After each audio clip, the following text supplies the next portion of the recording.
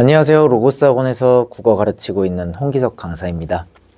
이번 2027학년도 이제 수능을 대비하기 위한 이제 수업이 12월 말부터 개강을 하는데 그 수업에 대해서 이제 간단하게 안내 말씀드립니다. 부제를 이제 근본적인 방향을 고민할 때라고 이제 적어놨는데 이제 곧 있으면 학생들이 이제 예비 고3이 되어서 본격적인 이제 수능 국어 공부가 이제 시작이 되잖아요.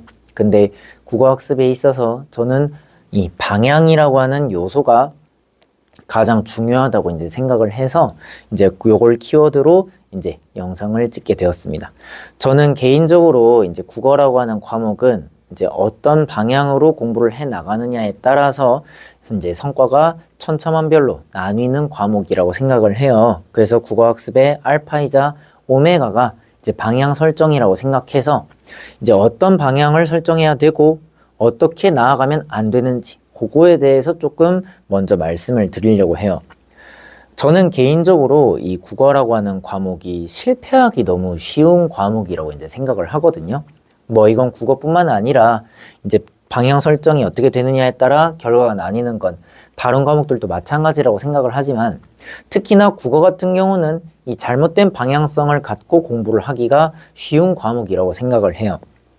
보통 이제 고등학교 3학년에 올라가서 학생들이 이제 국어 학습을 하는 과정을 쭉 보면 대부분 이런 형태로 이제 학생들이 공부를 해나가는 경우가 많은 것 같아요. 아무래도 이제 고3은 중요한 시기다 보니까 이제 학생들이 대부분 이제 유명 선생님의 대치동에 가서 대형 강의 같은 것들을 이제 신청해서 듣고 그리고 이제 그 수업에서 이제 과제 같은 것들이 이제 나오면 그 과제를 나름대로 이제 학생들 나름대로 열심히 읽고 문제를 풀고 그렇게 공부를 해 나갑니다.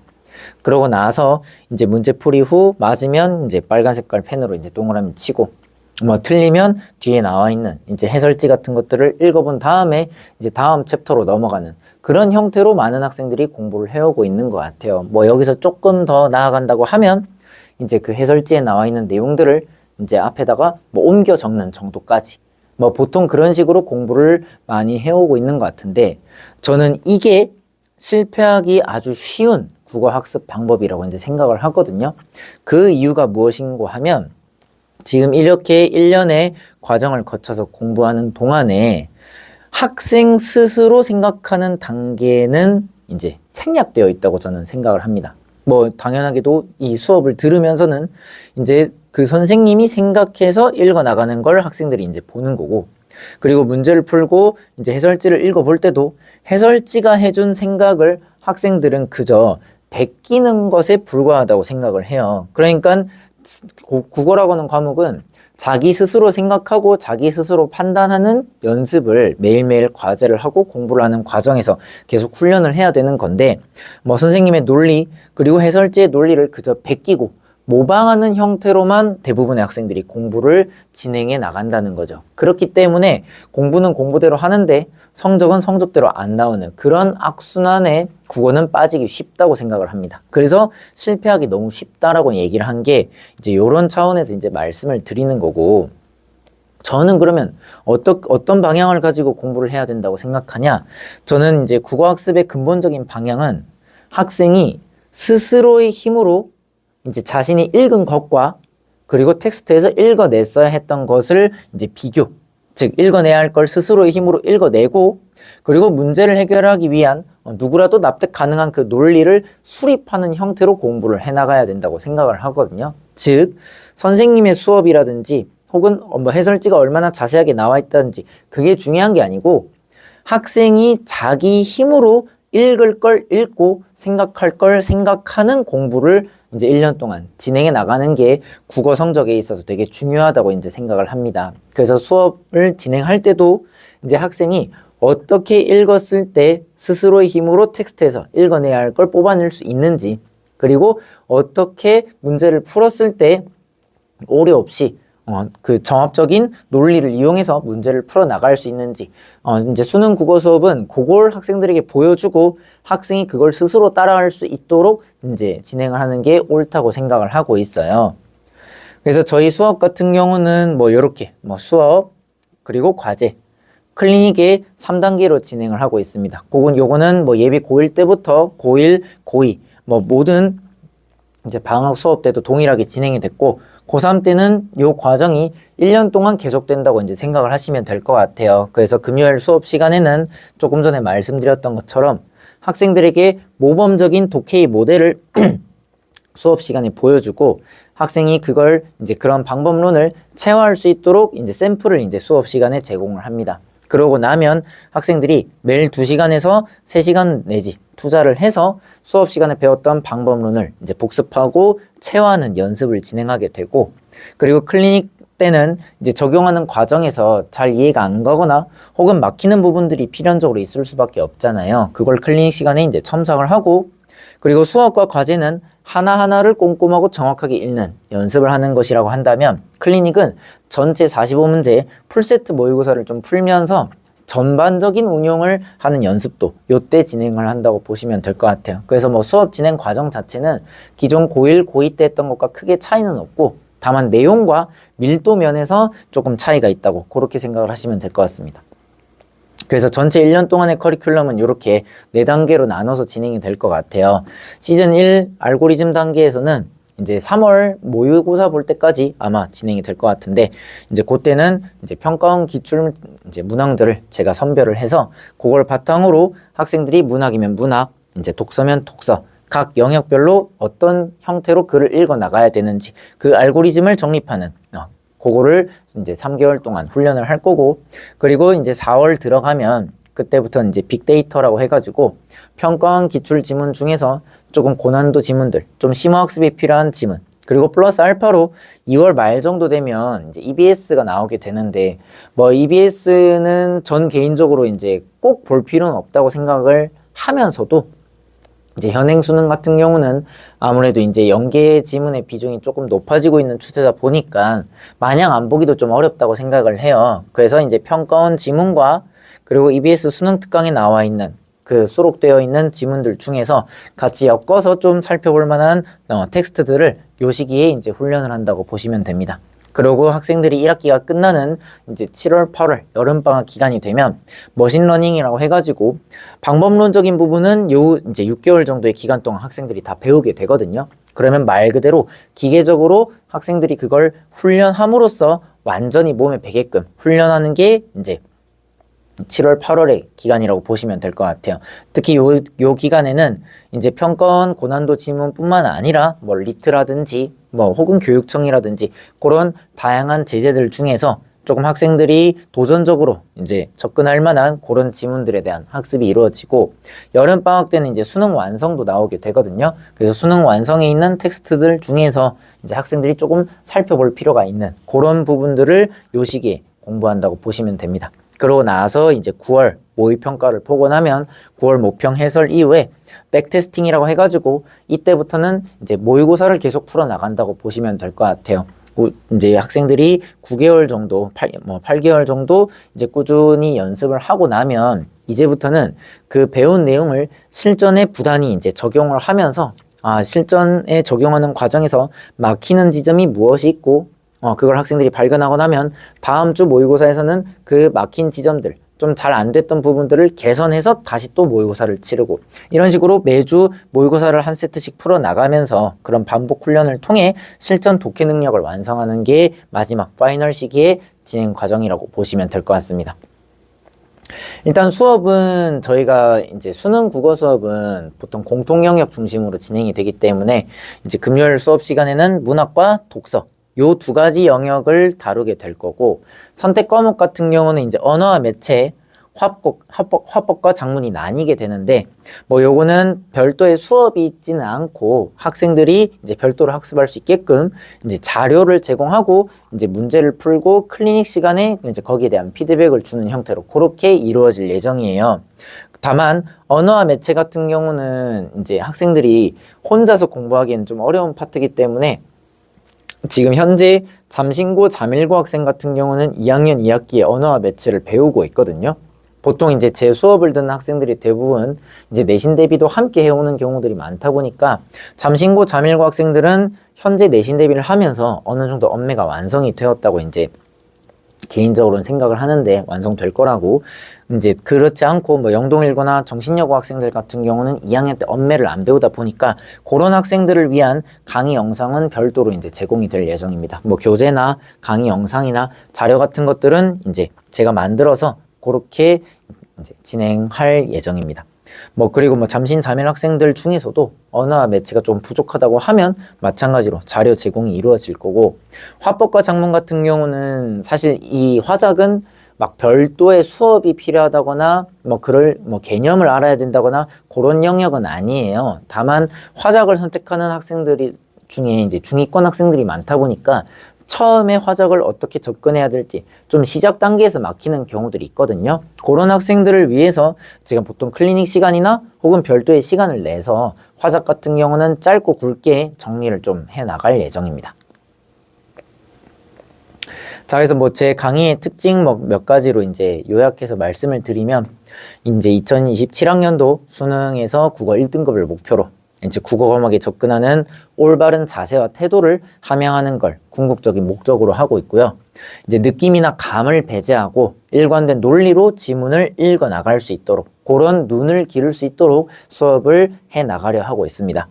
그리고 선지 판단, 문제를 풀어나가는 과정에서도 역시 정합성 있게 선지를 판단하고 누구라도 납득할 수 있는 선지 판단 방법을 체득할 수 있도록 그렇게 연습을 할 예정이고, 듣기에는 좋지만 실전에서 사용할 수 없는 도구들이 이제 수능 국어에는 조금 신화처럼 많이 떠돌고 있는 것 같아요. 근데 저는 그런 실전에서 사용할 수 없는, 실전에서 학생들이 떠올릴 수 없는 그런 도구의 사용을 좀 배제하고 실제로 사용 가능한 방법만을 수업 때 가르치려고 하고 있습니다.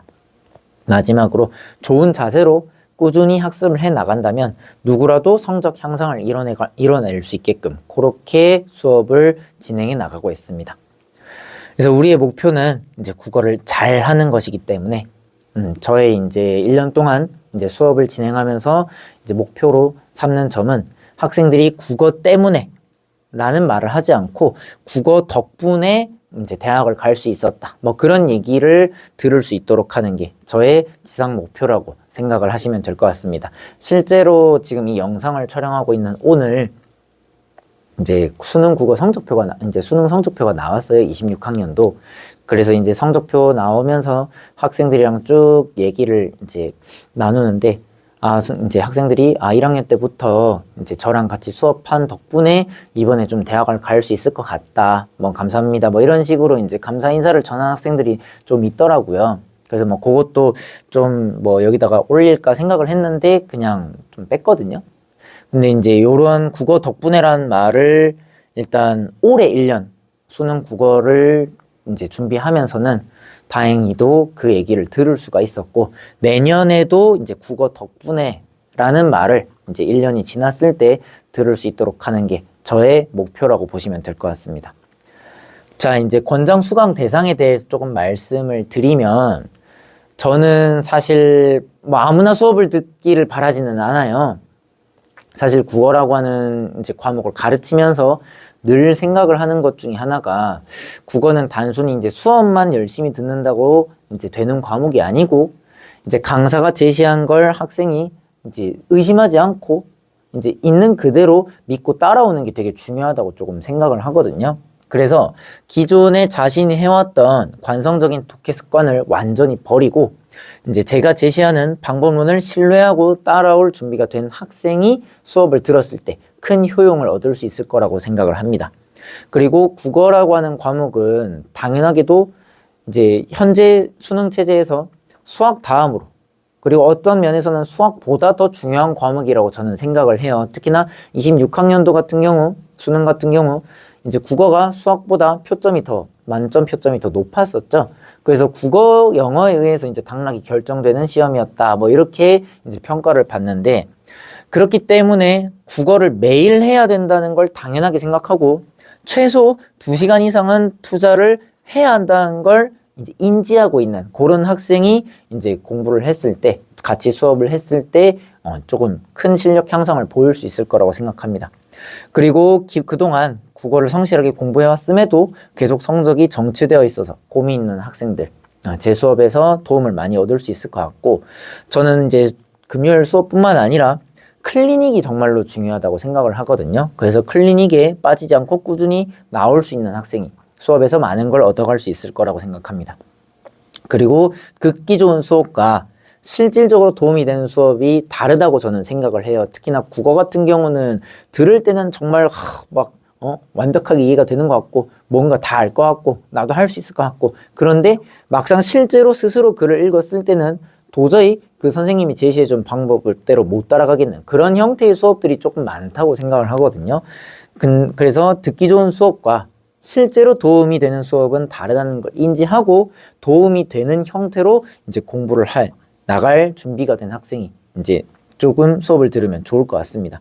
마지막으로 이제 지금 당장 성적이 좋지 않더라도 내가 좋은 자세로 꾸준히 공부를 해 나가면 반드시 성적이 오를 것이라는 그런 믿음과 확신을 가진 학생이 저와 함께 수업을 들으면 좋은 결실을 얻을 수 있으리라고 생각을 합니다. 그래서 이제 최근의 입시 결과에 대해서 조금 말씀을 드리면, 저는 제 수업을 들으면 무조건 1등급을 받을 수 있습니다. 건방지게 그런 얘기를 하고 싶지는 않아요. 당연히 그럴 수도 없고, 그건 말이 안 되는 일이고. 다만, 이제 작년과 올해 기준으로 이제 말씀을 조금 드리면, 이제 2024년, 그러니까 25학년도 수능을 봤던 거죠.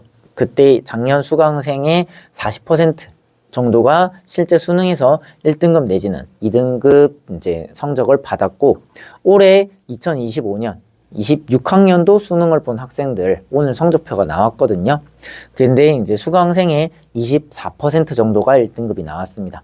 이게 비율상 많다면 많고 적다면 적은 수치일 수 있는데, 저는 개인적으로 이제 4%까지가 1등급인 시험에서, 그리고 거기에 N수생이 보통 절반을 가져가는 그런 시험에서 현역 학생들, 수강생들이 이제 24% 정도 1등급이 나온 거면 이제 소기의 성과를 이제 달성했다고 생각을 하거든요. 그래서 작년과 올해는 이렇게 이제 시험을 치러왔고, 좀 드라마틱한 성장을 보인 학생들 예시를 조금 보여드리면 3월 모의고사 64점에서 이제 수능 때 98점을 받은 그런 학생이 작년에 있었고, 마찬가지로 6월 모의평가에서 5등급이었다가 그 이후에 수업을 듣기 시작해가지고 수능에서 93점을 받은 그런 학생도 있었습니다. 그러니까 상위권 학생들만 이제 도움을 얻을 수 있는 게 아니고 중하위권 학생들도 이제 수업을 부지런히만 따라오면 드라마틱한 향상을 이룰 수 있을 거라고 저는 생각을 하고 있습니다. 그래서 요거는 이제 오늘 성적표가 나와서 학생들이 이제 바로바로 이제 성적표를 보내주더라고요. 이제 모든 학생들의 성적이 다 취합된 건 아니라서 오늘 받은 것만 이제 제가 몇 개 취합을 해봤는데, 그래서 요건 이제 고1 때부터 고3 때까지 꾸준히 이제 제 수업을 들어왔던 학생들이거든요. 그래서 이제 100분이 100, 100분이 99. 이 학생들은 이제 내신뿐만 아니라 이제 고등학교 입학할 때부터 내신뿐만 아니라 이제 방학 정규반 수업까지, 그리고 고3 종강할 때까지 이제 꾸준히 이제 따라와줬던 학생들인데, 이번 수능에서 국어가 되게 어려웠잖아요. 이제 언어와 매체 기준으로 1등급 컷이 이제 82에서 85 정도 이렇게 나왔던 것 같은데, 이제 90점대에 이제 고득점을 받았고, 이제 요 학생들 역시도 이제 1학년 때부터 꾸준히 제 수업을 들어왔던 학생들이라고 보시면 될 것 같아요. 사실 국어라고 하는 과목이 단기간에 이제 성적을 확 이렇게 끌어올리는 건 쉽지는 않은데, 근데 요 학생들 같은 경우는, 요 친구는 이제 올해 이제 고3 때부터 이제 수업을 듣기 시작해서 이제 1등급을 받은 학생이고, 요런 친구들이 이제 1등급을 받아왔다라는 걸 말씀을 드립니다. 네, 마지막으로 이제 제 개인적인 이제 말씀을 마지막으로 드리면, 저는 개인적으로 많은 학생들이 수업을 듣기를 바라지는 않아요. 이제 올해 기준으로는 한 20명 정도의 학생들이 이제 수업을 들었고, 저는 맥스 한 30명 정도까지가 제가 커버할 수 있는, 제가 이제 심혈을 기울여서 학생들을 관리할 수 있는 마지노선이라고 이제 생각을 하거든요. 그래서 고3 기준으로는 30명 정도까지만 이제 학생들을 받고, 그 이상은 들어오지도 않겠지만 그 이상은 이제 더 이상 수업을 하지 않으려고 일단 생각을 하고 있습니다. 그래서 열심히 하지 않으려는 학생이 수업을 듣는 걸 원하지는 않아요. 그거는 학생 스스로에게도 이제 도움이 안 되겠고, 저 역시도 학생들이 열심히 안 하면 제가 아무리 열심히 이제 준비를 하고 노력을 한다고 해도 성적을 올릴 수가 이제 없잖아요. 이제 실력을 키우는데 한계가 있잖아요. 그래서 어떻게든 수업을 따라오겠다고 하는 의지, 그리고 그에 걸맞은 행동을 보여줄 수 있는 학생이 수업을 들었으면 좋겠어요. 성적은 중요하지 않습니다. 당장의 성적은 중요하지 않지만 수업을 열심히 따라와야겠다는 그 다짐과 그리고 그걸 행동으로까지 이어나갈 수 있는 학생은 제가 무조건 성적을 올릴 수 있을 거라고 저는 확신을 해요. 다만 학생이 스스로 공부를 하려는 마음이 없는 상태에서 제 수업을 들으면, 뭐 비단 제 수업뿐만이 아니고 어떤 수업을 들어도 마찬가지겠지만 그 누구에게도, 학생에게도 학부모님께도 이제 저에게도 그 누구에게도 도움이 되지 않는다고 생각을 하기 때문에 이제 만약에 수업을 고려하고 있다면 어느 정도 좀 마음의 준비를 하고 1년 동안 이제 저에 대해서 좀 신뢰를 갖고 이제 제가 시키는 대로 부지런히 따라올 수 있는 학생들이 제 수업을 들으면 좋겠다고 개인적으로는 좀 바라고 있습니다. 그런 학생들이 수업을 들었을 때 지금까지 계속 좋은 결과가 나와오기도 했었고요. 그래서 그 점을 뭐 사실 제가 제 입으로 이런 말씀을 드리는 게 옳지 않을 수도 있지만 이제 고3 1년 시기라고 하는 게 가장 이제 입시에 있어서 중요한 시기잖아요. 그 중요한 시기를 이제 학생들이 낭비하지 않고 이제 보냈으면 하는 마음에서 이런 얘기를 조금 마지막으로 드리고 싶습니다. 그래서 이제 진지하게 고민을 해 보시고 만약에 수강을 이제 학생들이 결정을 했다면 저는 이제 제가 가지고 있는 주어진 역량 내에서 최선을 다해 학생들을 지도할 것이고 학생들 역시도 이제 학생들이 가진 역량 내에서 최선을 다해 따라와 주길 바라고 있습니다. 그렇게 했을 때 1년 뒤 이제 수능을 치르게 되면 이제 학생들이 분명히 이제 좋은 결실을 얻을 수 있을 거라고 생각합니다. 네, 여기까지가 제가 이제 말씀드릴 모든 내용이었고요. 저는 지금까지 이제 국어를 가르치고 있는 홍기석 강사였습니다. 감사합니다.